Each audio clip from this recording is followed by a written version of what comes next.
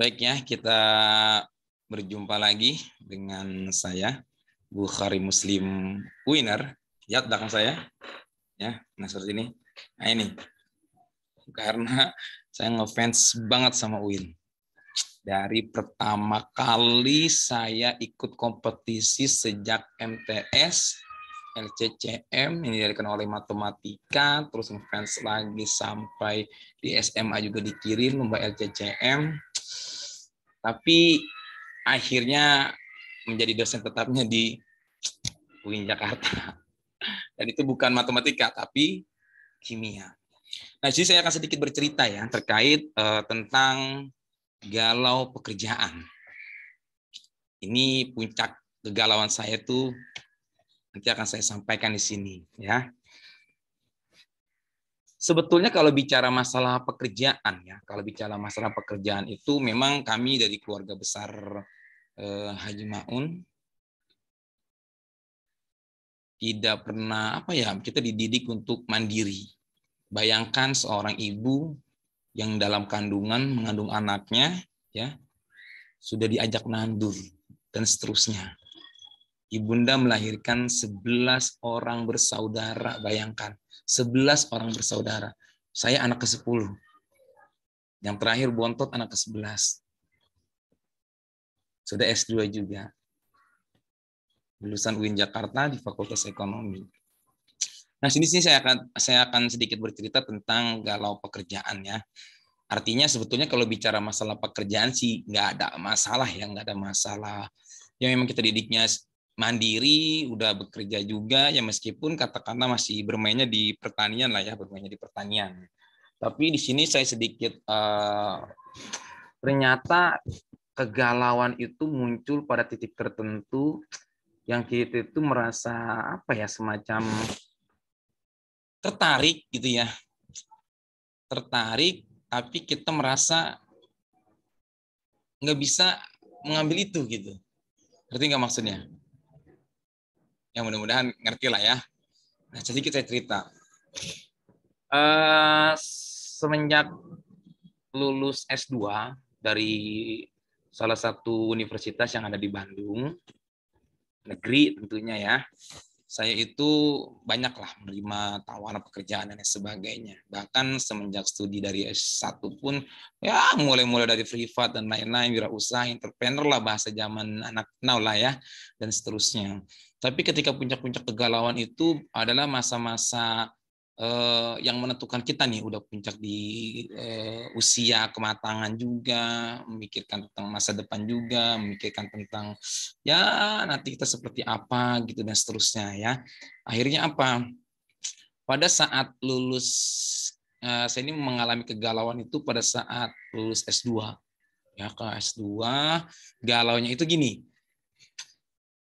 Jadi waktu itu kan sidang tahap 1, 2 selesai bulan sekitar kalau nggak salah Agustus kali ya. Agustus kalau nggak salah, tapi bukan Agustus, Juli. Sidang tahap 2 Juli. Akan tetapi untuk mendapatkan ijazah itu kan harus diwisuda dulu tuh di sana tuh, kalau di perguruan tinggi Bandung itu harus diwisuda dulu baru mendapatkan ijazah. Tapi saya memanfaatkan surat keterangan lulus di bulan Juli tersebut kalau nggak salah ya. Memanfaatkan surat keterangan lulus untuk melamar pekerjaan. Dan ternyata alhamdulillah luar biasa.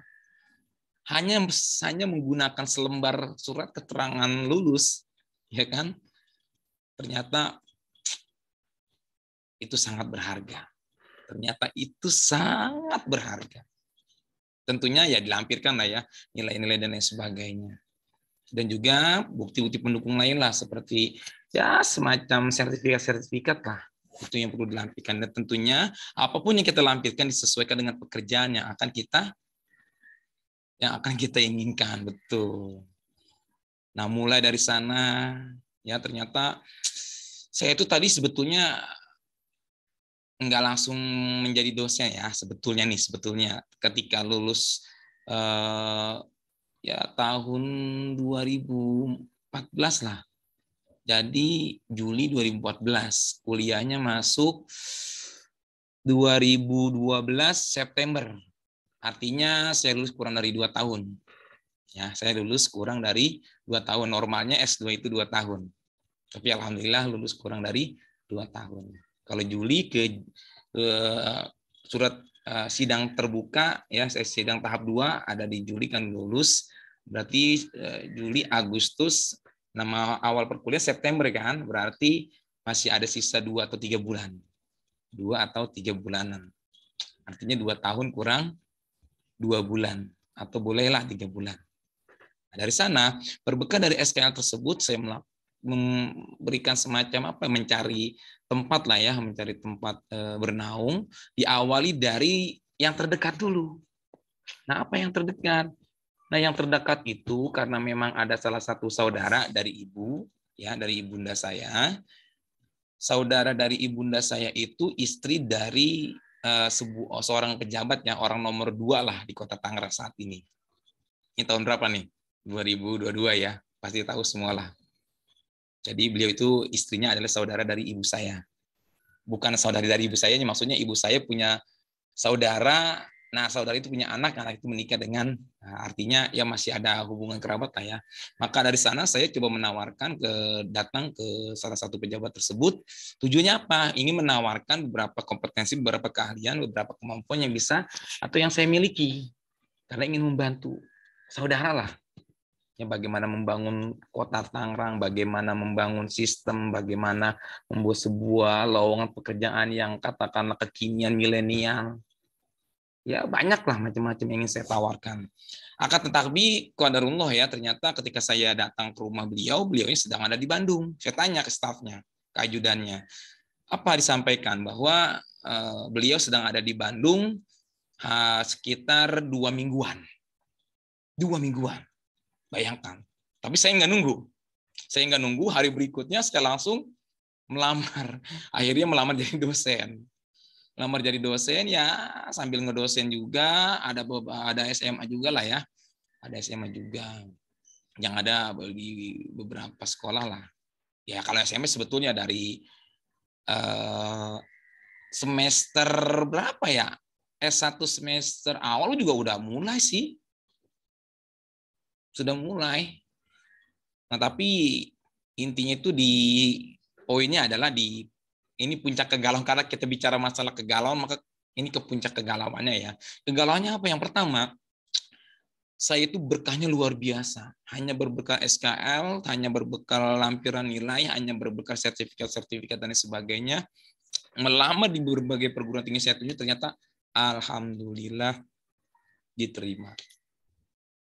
Yang pertama, ada 2 universitas yang ada di Kota Tangerang. Universitas besar, swasta. Salah satunya adalah universitas tertua se-Banten.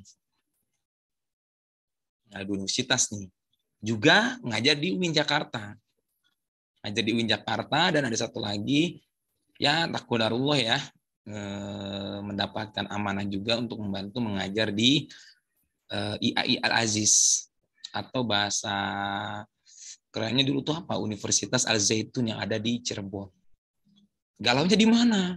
Yang pertama yang saya mengalami kegalauan ketika di UMT. Saya pertama kali melamar ke UMT, datang ke bagian kepegawaian, menyerahkan berbagai macam file-file yang dibutuhkan, dan saya sampaikan bahwa ijazah belum turun karena wisudanya nanti bulan Desember. Saya sampaikan karena saya ingin mengajar di bulan September. Ngejar semester apa nih? Semester ganjil berarti ya. Ngejar itu. Ternyata kata bagian kepegawaian, Pak Bukhari, saya langsung terima. Dan Anda langsung jadi dosen tetap, diuruskan nidenya, diurus gaji pokok, kepangkatan, dan lain sebagainya. Ini luar biasa. Ditempatkan di PGSD. Untuk mengajar ya ada pembelajaran IPA, konsep dasar IPA yang berhubungan dengan IPA lah. Karena memang saya basicnya IPA ya. Dan konsentrasinya kimia. Di sana. Luar biasa, langsung ditawarkan. Tapi saya menjawab, mohon maaf Pak, kalau bisa saya ngajar dulu, dilihat kompetensinya dulu, dilakukan evaluasi terlebih dahulu. Lalu apa kata beliau? Anda itu ya, coba sini, ayo ikut Bapak. Saya diajak ke satu ruangan tertentu. Ketika diajak ke ruangan tertentu itu, lamaran begitu banyak, satu gudang. Lalu kata beliau, tuh lihat Pak Bukhari. Ya, lihat itu apa? Lamaran. Sama kayak Pak Bukhari. Mereka itu menanti, mereka itu menunggu panggilan, mereka melakukan tes. Pak Bukhari tanpa ada panggilan, tanpa ada tes, baru datang sekali, langsung diminta jadi dosen tetap. Tapi mohon maaf Pak. Mohon maaf. Saya nggak bisa. Karena hati saya itu kepinginnya di negeri gitu.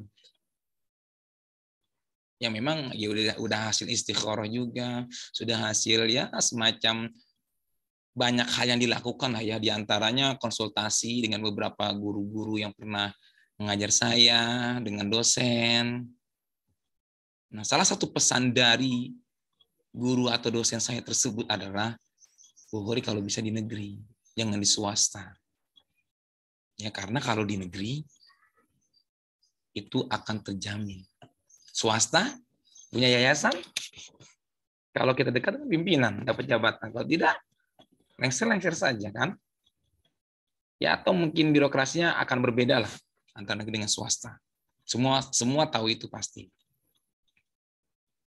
Akhirnya apa? Nah itu galau sebetulnya ya.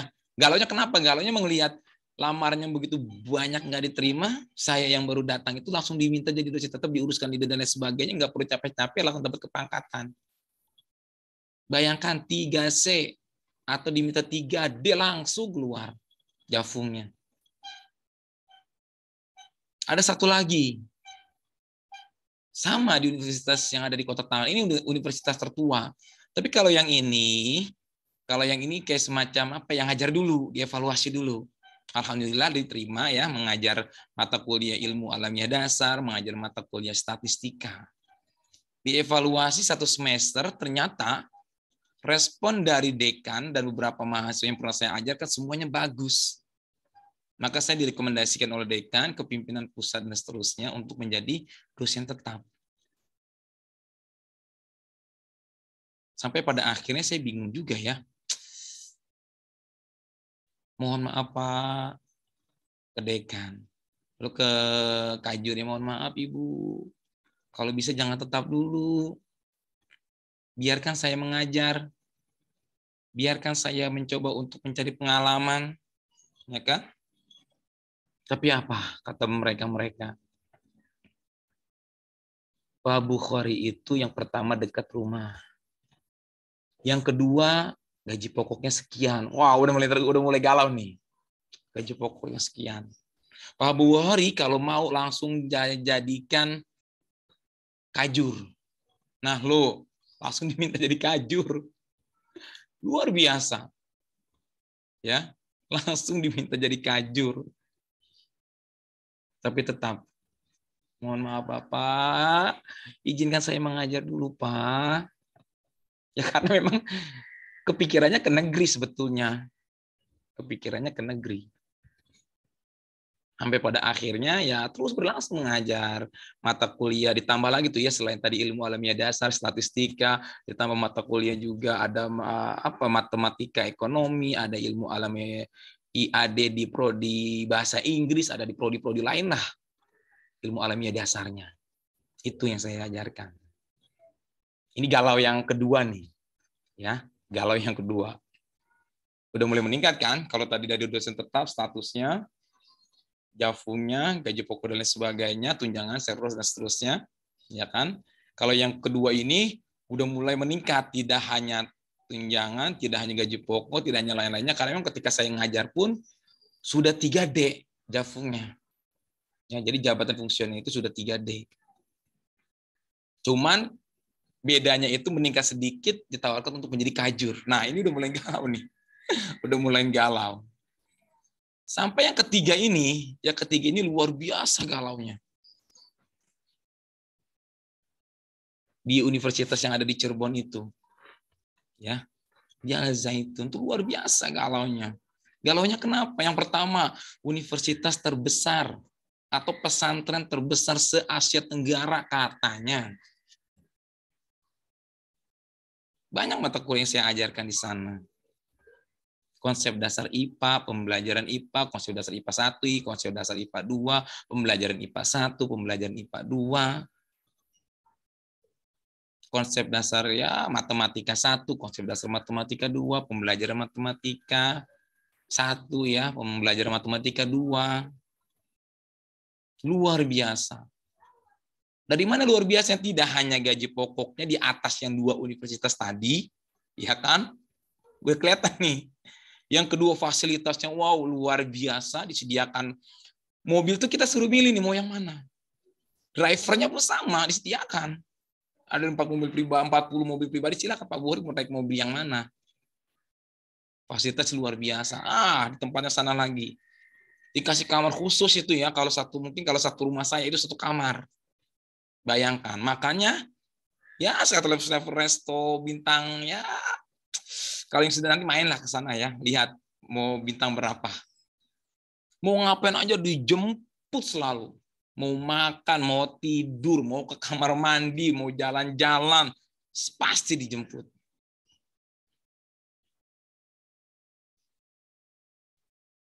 Banyak sekali itu.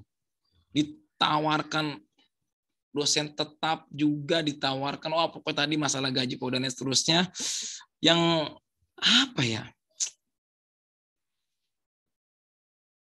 Maksud saya tuh gini loh. Ada semacam tawaran yang kita tuh apa ya?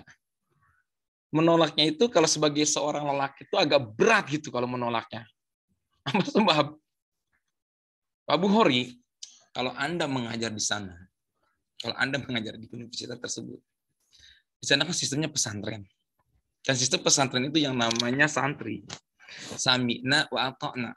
Pak Buhori kan masih single, masih bujangan. Silakan dipilih. Mau yang SMP, mau yang SMA, MT1 MA, mau yang S1, mau anak dari yang S1. Karena S1 ini bapak-bapak ibu-ibu ada beberapa banyak ya. Dan mereka punya anak juga dan tawarkan juga. Atau mungkin mau sama dosen. Kalau Pak Buhori mau semuanya akan dinikahkan semuanya. Tuh bayangkan, ini yang berat banget. Suruh pilih mau yang mana. Dan yang menariknya lagi itu bahwa ini kan universitas yang katakanlah trending topik lah pada masanya. Terutama kasus yang dari universitas sekarang berubah jadi Institut Agama Islam. Itu seru lah. Dan konon ceritanya katanya saya sudah didaftarkan masuk sebagai katakanlah sejarah lah ya. Sejarah dari perubahan universitas menjadi Institut Agama Islam karena masuk di dalamnya dosen yang dikirim dari UIN dari beberapa fakultas, kita dicampur setiap hari Jumat, Sabtu, Minggu kita ngajar di sana. Berangkat dari pagi, pulangnya Minggu sore atau Minggu malam. Seninnya udah ngajar lagi. Ini galaunya luar biasa, yang tingkat kegalauan. Sampai saya bertanya kepada ya orang tua gitu ya. Selain tadi konsultasi dengan beberapa guru dengan dosen, apa konsultasi ke orang tua B? Ini B saya udah katakanlah menghilangkan satu kesempatan yang orang lain itu belum tentu dapat. Kesempatan kedua ditawarkan lain sebagainya, makin meningkat lagi tawarannya. Kesempatan yang ketiga, ini udah 3 kali B. Tapi apa kata orang tua? Tong, lu kan gue udah ajarin, lu kan udah ambil keputusan, lu udah tahu. Lu udah puasain, lu udah istiqorohin, dan lu tahu jawabannya, udah tahu jawabannya. Nggak perlu khawatir. Jangan bilang kesempatan pertama, kedua, ketiga itu udah habis, jangan. Tenang aja. Karena saya waktu itu statusnya ngajar di UIN Jakarta masih honorer, gajinya per SKS. Dan mengharapkan untuk diangkat menjadi dosen tetap itu ya termasuk cepat sih ya. Saya tuh termasuk cepat lah. Karena kalau melihat dari yang lain itu, kalau dengar cerita dari teman-teman dari fakultas-fakultas lain, ada yang 18 tahun, ada yang 15 tahun, ada yang 20 tahun, ada yang 22 tahun, ada yang nggak diangkat-angkat. Sampai-sampai beberapa teman dosen yang dari kampus yang ada di Cirebon tersebut bilang, Pak Buhori, ini tawaran bagus loh, menarik loh. Kalau Anda hanya mengharapkan di UIN Jakarta, teman saya itu udah 18 tahun, itu nggak diangkat-angkat. Masa Pak Buhori mengharapkan? Tapi tidak. Saya tetap percaya dengan diri saya udah minta sama Tuhan saya udah hablum minallah, sudah minta ridho orang tua juga, dan Bapak juga meyakini banget bahwa anak itu bakalan lolos. Dan qadarullah ternyata Masya Allah, subhanallah. Ternyata pengabdian dari UIN Jakarta di 2014 hingga pada akhirnya ini saya mengucapkan terima kasih terutama kepada Pak Deddy Irwandi. Beliau tuh dari awal ketika merekomendasikan saya S2 menyampaikan pesan bahwa Bukhari, kalau udah selesai hubungi Bapak. Bayangkan, ketika selesai sidang tahap 2 langsung saya hubungi beliau, dibalas, langsung suruh ke rumahnya bawa lamaran. Dan lamaran itu hanya surat keterangan lulus dan lampiran-lampiran tadi. Karena ijazahnya belum ada. Langsung dijadwalkan sama beliau mata kuliah beliau yang diberikan. Sintesis kimia organik, bayangkan. Mata kuliah beliau. Berikutnya, saya juga terima kasih kepada Pak Deddy, Pak Adi Riyadi. Mulai dari pengalaman waktu S1 dulu ya. Semester 5, 6, 7 atau dari semester berapa gitu ya menjadi aslab, mengajar beberapa teman-teman dari FST padahal sesama mahasiswa, tapi kalau saya udah diajarkan duluan sama Pak Adriandi. Jadi memandu mereka, mengajarkan mereka tentang praktikum. Tidak hanya di prodi kimia, di fisika, di biologi, pokoknya tentang ada kimia dasar 1, ada kimia dasar 2, ada kimia organik 1, ada kimia organik 2, ada kimia anorganik 1, kimia anorganik 2, ada kimia analitik 1, kimia analitik 2, kimia analitik 3, terus instrumen dan lain sebagainya. Kimia instrumen semua pokoknya yang ada di lab terpadu itu betul-betul saya rasakan. Terima kasih Pak Adi Riyadi. Bahkan beliau pun memberikan satu mata kuliahnya, yaitu mata kuliah kimia lingkungan buat saya. Semua referensi, semua bahan beliau kasih ke saya gratis. Gratis 100% itu banyak sekali. Ya, banyak sekali. Ini luar biasa. Dan tentunya sama Kaprodi, Pak Burhanuddin ya. Alhamdulillah sudah jadi dokter, Bapak selamat. Beliau yang memperjuangkan saya juga dari dalam. Karena kalau nggak dikawal nih repot juga, ya. Kalau nggak dikawal, karena memang semenjak S1 itu cikal bakal buat jadi dosen di UIN Jakarta udah saya siapkan semuanya terkait publikasi jurnal, terkait buku-buku, terkait karya-karya apapun yang hubungannya dengan Tridharma, perguruan tinggi dan penunjang. Itu udah saya siapkan dari awal. Apalagi saya kan punya ciri khas. Ciri khasnya itu ada integrasi keislaman dan itu merupakan visinya UIN Jakarta. Saya terinspirasinya dari salah satu dosen fisika dasar 1. Yang beberapa hari lalu beliau sudah pensiun. Tapi alhamdulillah masih keadaan sehat walafiat. Luar biasa. Mengajarkan tentang konsep vektor waktu itu kalau nggak salah. Ijoka. Ya, konsep ijoka, mana manusianya, mana syaitonnya, mana malaikatnya. Ini nanti kelihatan nih. Dari Ijoka ini, yang mana syaitonnya, yang mana malaikatnya, mana manusia, dan bagaimana hubungan mereka dikaitkan tentang keislaman. Ketika saya cari-cari, nggak ada di kimia. Sampai ke mana pun saya cari nggak ada. Akhirnya dari sanalah saya mulai mengembangkan. Makanya insya Allah banyak karya yang belum saya publish terkait dengan integrasi keislaman, khususnya kimia. Dan sekarang sudah merambah ya, mulai ke fisika, mulai ke biologi, mulai ke IPA juga secara umum di PGMI ya. Udah masuk juga alhamdulillah. Dan beberapa saya pernah diduetkan juga dengan profesor-profesor, tapi pada akhirnya semua diberikan ke saya. Alhamdulillah luar biasa. Berikutnya hingga pada akhirnya ya puncaknya 2016 itu mulai dibuka dosen tetap di UIN Jakarta. Bahkan bukan hanya di UIN Jakarta, PT KIN seluruh Indonesia. Nah, dari sana dilakukan tes, mulai dari tes kepegawaian, seleksi berkas. Berkas banyak yang lolos, masuk ke prodi. Dari prodi semuanya lolos, dimasukkan ke fakultas. Di fakultas dites oleh 1 orang profesor dan 1 orang doktor. 2 orang yang menguji kita. Apapun lah terkait. Baik kontennya, karya-karyanya apa saja, dan tentunya berhubungan dengan UIN juga, pertanyaan-pertanyaan itu. Alhamdulillah, qadarullah, lolos di tingkat kepegawaian, lolos di tingkat fakultas, sampai ke tingkat universitas.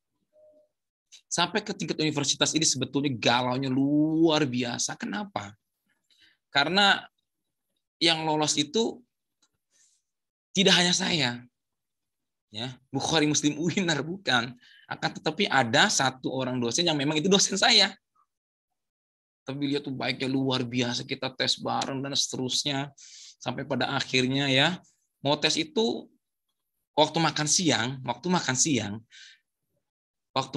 itu saya dapat tesnya setelah makan siang, tes ngajar kan. Ya di sana ada sebelum mengajar juga dilihat, diwawancarai dan lain sebagainya, tapi ada tes mengajarnya juga. Akan tetapi ketika mau tes mengajar itu pas makan siang sama dosen saya itu, yang sekaligus juga beliau ikut kompetisi juga, celana saya itu kena apa ya, kena paku kursi atau apa gitu sehingga sobek. Akhirnya apa? Beliau carikan jarumnya, beliau carikan benangnya, beliau yang bantu sampai rapi hingga akhirnya alhamdulillah ketika saya mengajar celananya udah aman. Nah, terus begitu sampai di katakan hari apa waktu itu ya? Puncak-puncaknya lah. Karena memang puncaknya itu keputusan hanya di universitas. Kalau di universitas itu yang tes itu bukan lagi tingkat fakultas, akan tetapi tingkat universitas. Dari berbagai dekan-dekan yang ada di universitas itu dikumpulkan, mereka dicampur baurkan, dipilih 2 orang profesor untuk menguji kita, untuk wawancaranya. Begitupun untuk mengajarnya. 2 orangnya, pokoknya pimpinan dekan lah, semua pimpinan-pimpinan. Dari fakultas yang berbeda. Ini luar biasa. Hingga pada akhirnya ya Allah subhanallah walhamdulillah wala ilaha illallah Allahu akbar. Senin atau mungkin Selasanya ya, saya lihat pengumuman ya Allah ya Rob, hanya 1 kursi. Tadi saya galaunya luar biasa, barangkali saya salah ambil keputusan menolak universitas yang ada di kota Tangerang, 2 universitas besar tersebut. Saya menolak yang ada di Cirebon. Barangkali ini ya Allah salah juga barangkali. Ternyata qadarullah hanya 1 kursi. Yang saya itu menganggapnya ya barangkali yang qadarullah kita nggak ada yang tahu. Tapi alhamdulillah beliau juga sekarang kemarin 2022 kalau nggak salah ada rekrutmen baru karena memang setiap berapa tahun sekali gitu diadakan. Ya minimal 5 tahun sekali lah pasti ada rekrutmen dan kalian tuh harus sering-sering cek bagian kepegawaian di websitenya di masing-masing universitas seluruh Indonesia, baik perguruan tinggi umum maupun negeri. Maupun Islam maksudnya. Perguruan tinggi umum seperti ITB, seperti UPI, seperti Unpad. Kalau PTKIN ya Universitas Islam tentunya. Negeri ya, harus yang negeri. Dari sana. Qadarullah April 2016. Dan ketika saya datang ke jurusan paginya ada 1 orang tuh ya yang tepat di hari Selasa itu 19 April 2016 mengucapkan salaman kepada saya gini ya, salaman dan mengucapkan selamat. Selamat bro. Sambil tersenyum. Padahal saya udah tahu nih selamat apa, saya udah tahu nih. Selamat bro, selamat bro. Sambil tersenyum dan menunjukkan ke arah laptopnya, ada nama saya di sana. Hingga pada akhirnya saya diamanahkan untuk membantu di pusat karir. Launchingnya pusat karir 2016 oleh Menteri Ketenagakerjaan. Waktu itu Hanif Dakiri. Bapak Hanif Dakiri. Dan saya 2017 diminta LPM. Jadi koordinator data. Karena untuk persiapan AIPT. Akreditasi universitas. Dan yang beratnya itu mempertahankan A-nya ya, karena memang kita akreditasi universitas itu A di UIN Jakarta. Ini mempertahankan itu yang berat. Kalau hanya memperjuangkan sih bisa ya, tapi mempertahankan itu yang berat. Karena indikatornya akan semakin banyak pada masa penilaian itu. Dan qadarullah, alhamdulillah ya lancar. Saya bagian pegang big datanya, jadi koordinator data dan alhamdulillah UIN kembali mendapatkan akreditasi A. Alhamdulillah. Dari sana saya diminta untuk selamanya di LPM, tapi saya nggak mau. Kenapa? Karena awal saya itu di pusat karir. Saya lebih nyaman di pusat karir. Itu mah baik, ya itu personal lah ya. Saya kembali ke pusat karir sampai 2001, November 2001. Karena waktu itu izin untuk Desember sampai Maret 2022 ya, ada kegiatan. Ada agenda, sudah saya list, saya udah daftarkan ke pimpinan pusatnya ya, ke kapusnya, ke kapus pusat karir, bahwa kegiatan-kegiatan tersebut tuh nggak bisa digeser, jadi nggak bisa diganggu lah. Dari Desember 2021 sampai Maret 2022. Akan tetapi qadarullah ternyata agenda ke sana makin padat. Nih, makin kemarin nih. Ini 2022 kan? Maret, April, Mei, Juni, karena sekarang Juli, wah Allah ya Rob, makin padat. Bahkan saya udah list nih di schedule saya, sampai 3 bulan ke depan itu udah habis waktu. Waktu itu agenda udah padat banget. Karena di Oktober awal saya akan semacam membangun sebuah rumah tangga baru. Insya Allah mohon doanya semuanya ya. Mohon doanya, mudah-mudahan diberikan kemudahan, mudah-mudahan diberikan kelancaran, dan seterusnya. Artinya akan ada kehidupan baru buat diri saya. Dan saya akan membangun keluarga kecil saya, dan insya Allah akan berkah. Insya Allah. Yang penting, hablum minallah wa hablum minannas. Kuncinya itu sebetulnya. Dan ternyata luar biasa. Tidak lama dari saya diangkat menjadi dosen tetap itu, langsung itu ya, Jafung yang tadinya keluar 3B, dari TP tenaga pengajar ke 3B, ke 3C, hingga sampai ke 3D. Lektor 300, luar biasa. Bahkan serosnya itu cepat dapatnya. Sekali ikut seros langsung lulus. Artinya apa? Artinya seluruh kebutuhan-kebutuhan yang tadi mengajar dari 4 universitas itu, ketika di UI masih honorer juga, ketika diakumulasi, maka sudah tercover semua di sini, di tempat ini. Gaji pokoknya, dapat servisnya, remunerasinya, uang makannya, kalau udah menikah banyak tanggungannya, tunjangan berasnya, tunjangan keluarga, macem-macem lah nanti. Itu luar biasa. Hingga pada akhir saya memutuskan ya, hanya satu saja. Karena capek luar biasa, beneran dah. Capek banget.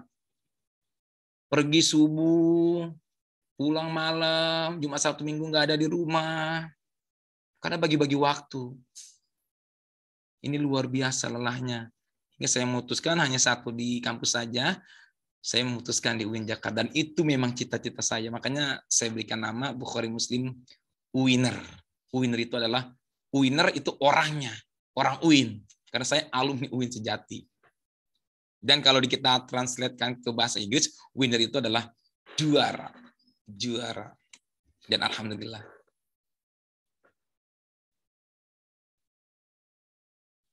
Dan mohon doanya ya. Mudah-mudahan nanti kegalauan pekerjaan ini dari kegalauan pertama yang saya sampaikan ya. Dari kegalauan yang kedua, sekarang masuk ke kegalauan yang yang ketiga. Sekarang ini galau pekerjaan. Dan ketiga kegalauan yang sudah saya share ini adalah sebuah produk dari buku yang berjudul Galau Produktif yang sudah saya buat. Ada 4 kegalauan di sana. Nanti yang terakhir adalah galau percintaan.